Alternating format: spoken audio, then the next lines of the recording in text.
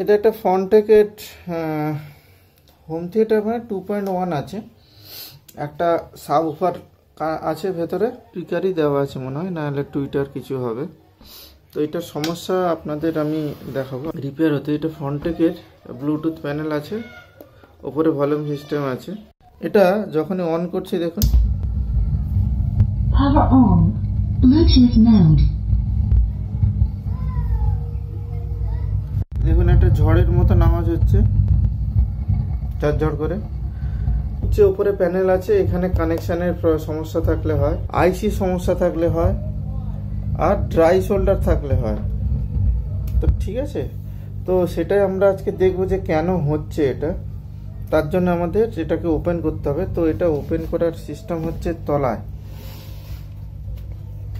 এক সেকেন্ড, এই যে তলায় ভালো সিস্টেম করেছে, তলায় আছে। এটা হচ্ছে এর ভেতরের ট্রান্সফর্মার, আর এটা হচ্ছে টোটাল বোর্ডটা। এটা 2.1 বোর্ড আছে, দুটো 4টে আইসি আছে। 4টে আইসি ভেতরে দুটো আইসি ব্রিজ করে সাবউফার কানেক্ট আছে, আর দুটো আইসি একটা একটা করে ছোট ছোট স্পিকার ইউজ হচ্ছে। তো আমরা ভেতরে সাবউফারটা দেখে নেব। দেখুন ভেতরে সাবউফার,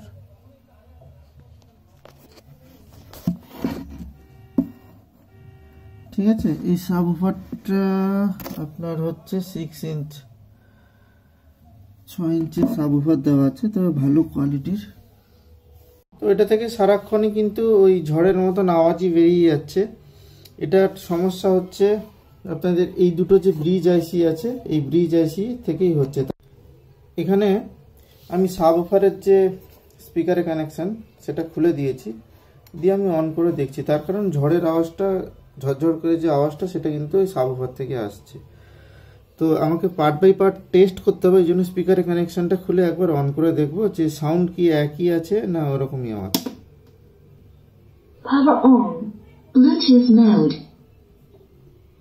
দেখুন এখানে কিন্তু কোনো সাউন্ড নেই, সেরকম কোনো কিছু। তার মানে আমার এই ব্রিজ আইসি থেকেই সমস্যাটা হচ্ছে, মানে সাবউফার সেকশানে আমাকে হাত দিতে হবে।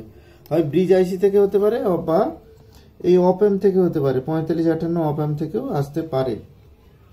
এখানে দুটো অপএম ইউজ করেছে, একটা বেস ফিল্টারিং করেছে আর একটা হাই ফিল্টারিং করেছে। দিয়ে এখানে 4টে আইসি আছে, 4টে আইসি হতে ব্রিজ যেটা ইউজ করেছে এটা 2050 আইসি দুটো, আর এটা হচ্ছে 2030।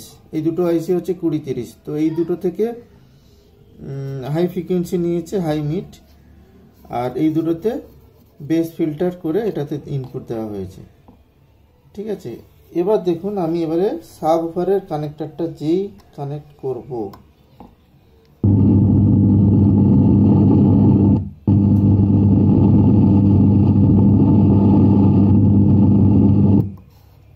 ঝড়ের মতন আওয়াজ হচ্ছে।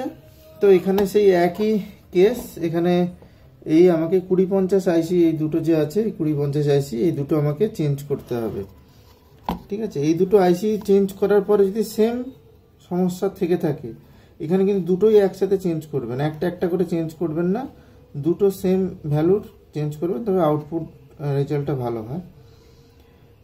যদি এই দুটো চেঞ্জ করার পরও আমার সেম সমস্যা হয়ে থাকে, সেক্ষেত্রে আমরা এই আইসিটা তখন টেস্ট করব, ঠিক আছে। এই আইসিটা ছোট ছোট সমস্যা থাকলে বোঝা যায় না, এটা খুলে কিন্তু টেস্ট করতে হয়, এমনি বোর্ডে লাগানো থাকলে বোঝা যায় না। অনেক সময় খোলার পরেও কিন্তু বোঝা যায় না, কিন্তু ভেতরে ইন্টারনালি সমস্যা থাকে, ঠিক আছে, মাল্টিমিটার দিয়েও বোঝা যায় না। তো সেক্ষেত্রে এই দুটো চেঞ্জ করে দেওয়া ভালো। তবে এখানে যে পাওয়ার সাপ্লাইটা ইউজ করেছে, এখানে পাওয়ার সাপ্লাই দেখুন LM2576T, ঠিক আছে। তো এখানে কিন্তু পাওয়ার সাপ্লাইটা ভালো ইউজ করেছে, এটা হাই ভোল্ট আউটপুটের জন্য, এটা ফিল্টারিং পাওয়ার সাপ্লাই 7805 থেকে অনেক ভালো, আর এটার দামও বেশি নেয়। আর এখানে ট্রান্সফর্মারটা দেখুন, ট্রান্সফর্মারটা একদম পাতিয়ে ট্রান্সফর্মার। তারপরে এটা দেখবো এটার কি সমস্যা আছে। ওখানে একটা হোম থিয়েটার আছে ব্যাগে, এখানে একটা হোম থিয়েটার আছে ব্যাগে, এগুলো দেখতে হবে, সময় পাচ্ছি না, ওই জন্য সার্কিটের ভিডিও আমি আনতে পারছি না এইসব সমস্যার জন্য। এই দেখুন এই দুটো 2050 লাগানো ছিল, তো আমরা এটা লাগাবো, এটা আপনারা দেখে বলবেন যেটা অরিজিনাল কিনা।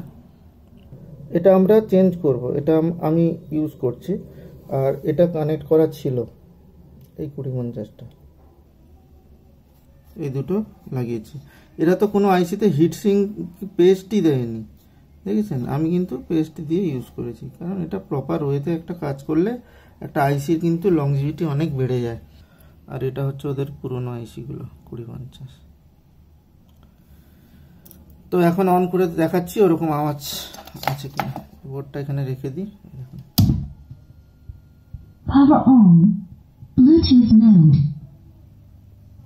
দেখুন কোনো ওই আওয়াজ কোনো কিচ্ছু নেই, একদম সাইলেন্স। ঠিক আছে, এবার গান চালালে গান হবে, তো গান চালাতে পারবো না। তো আমার হোম থিয়েটারটা পুরো একদম কমপ্লিট হয়ে গেছে, কোনো অসুবিধা নেই। তো এটা একটা রিপেয়ারের ভিডিও ছিল, আমি সমস্ত কিছু রিপেয়ার এরকম করি, তাই আমি ভিডিও মাঝে মধ্যে নিয়ে আসি, কারণ আপনারাও যদি এরকম সমস্যার সম্মুখীন হন তাহলে কি কি টেস্ট করতে হবে সেটাও আপনারা বুঝতে পারবেন। তো এখানে আইসির সমস্যা ছিল, আইসি চেঞ্জ হয়ে গেছে, আর এটা খুব একদম ঠিকঠাক কাজ করছে। তো আজকের ভিডিওটা আপাতত এইটুকু, দেখা হবে পরে কোনো এক ভিডিওতে।